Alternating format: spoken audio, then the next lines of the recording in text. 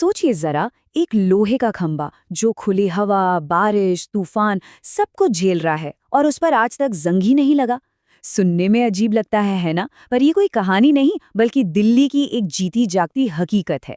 और यही वो सवाल है जिसने सदियों से बड़े बड़े वैज्ञानिकों और इतिहासकारों सबको हैरान कर रखा है।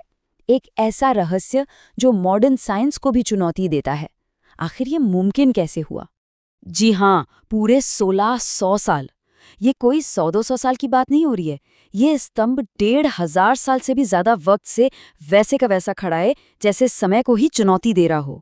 और देखिए, ये कोई किस्से कहानियों वाली बात नहीं है। ये स्तंभ आज भी दिल्ली के मशहूर कुतुब कॉम्प्लेक्स में शान से खड़ा है। एक ऐसा सबूत जो हमें अपने इतिहास के बारे में दोबारा सोचने पे मजबूर कर देता है। तो चलिए जरा वक्त में पीछे चलते हैं और पता लगाते हैं कि इस अजूबे को आखिर बनाया किसने और कैसे। इसकी जड़ें ना भारत के एक बहुत ही सुनहरे अतीत में छिपी हुई हैं।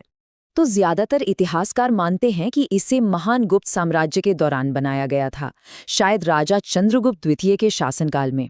अब सोचिए, ये वो जमाना था जब भारत की कारीगरी, खासकर जो वुड स्टील था, उसकी धूम पूरी दुनिया में थी। लेकिन फिर भी उस दौर में बिना किसी मॉडर्न मशीन या फैक्ट्री के इतना बड़ा और इतना शुद्ध लोहे का पिलर बनाना, भाई ये तो अपने आप में एक चमत्कार ही था। और यही बात तो इस रहस्य को और भी गहरा बना देती है। मतलब आज के दौर के औजारों के बिना हमारे प्राचीन कारीगरों ने ये असाधारण काम आखिर कर कैसे दिखाया? ठीक है, तो इतिहास की बात हो गई। अब जरा साइंस की दुनिया में चलते हैं और देखते हैं कि मॉडर्न एनालिसिस ने इस सदियों पुरानी पहेली को कैसे सुलझाया है। तो जब साइंटिस्ट्स ने इसकी जांच की तो उन्हें कुछ बहुत ही हैरान करने वाली चीज मिली। पता चला कि इस पिलर के लोहे में फास्फोरस की मात्रा नॉर्मल लोहे से कहीं ज्यादा है, और वहीं दूसरी तरफ सल्फर और मैंगनीज जैसी जो अशुद्धियां होती हैं वो ना के बराबर हैं। और बस यही है इसका सीक्रेट। ये जो ज्यादा फास्फोरस है ना, यही वो जादू है जो जंग लगने की प्रोसेस को शुरू ही नहीं होने देता। इसी अनोखी केमिकल बनावट की वजह से स्तंभ की सतह पर एक बहुत ही पतली, न दिखने वाली एक लेयर बन जाती है। इसे वैज्ञानिक मिस्सा वाइट कहते हैं। अब ये लेयर एक तरह से एक सुरक्षा कवच का काम करती है, जो लोहे को हवा और नमी से बचाती है और जंग को आप कह सकते हैं गेट पर ही रोक देती है। और इसका जो पूरा प्रोसेस है ना, वो बहुत ही सिंपल लेकिन शानदार है। होता क्या है कि जैसे ही ये हाई फास्फोरस वाला लोहा हवा और नमी के कांटेक्ट में आता है, वो खुद ब खुद अपने ऊपर एक प्रोटेक्टिव शील्ड बना लेता है। मतलब ये पिलर अपनी हिफाजत खुद ही कर रहा है। तो ठीक है, हमें ये तो पता चल गया कि स्तंभ में जंग क्यों नहीं लगता। साइंस ने ये तो बता दिया।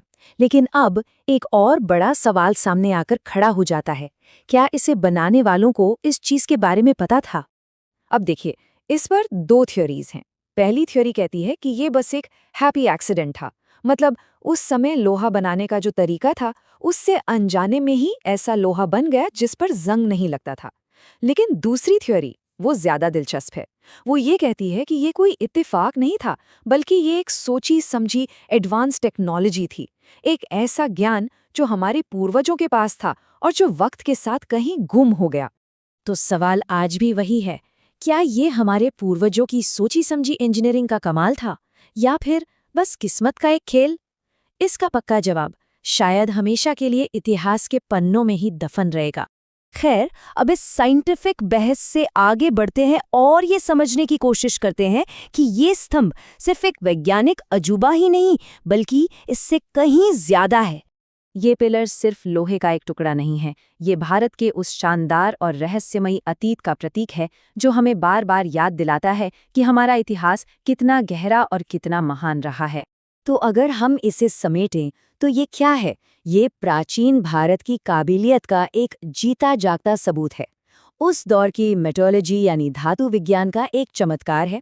ये हमें सीधे गुप्त साम्राज्य से जोड़ता है, और सबसे बढ़कर ये भारत के सुनहरे इतिहास का एक ऐसा प्रतीक है जो आज भी हम सबको प्रेरित करता है। और आखिर में ये स्तंभ हमें एक सवाल के साथ छोड़ जाता है कि हमारे अतीत के ना जाने और कितने ऐसे राज हैं जो अब भी कहीं दबे हुए हैं और बस इस इंतजार में हैं कि कोई उन्हें खोज निकाले। क्या पता सबसे बड़ी खोज तो अभी बाकी हो।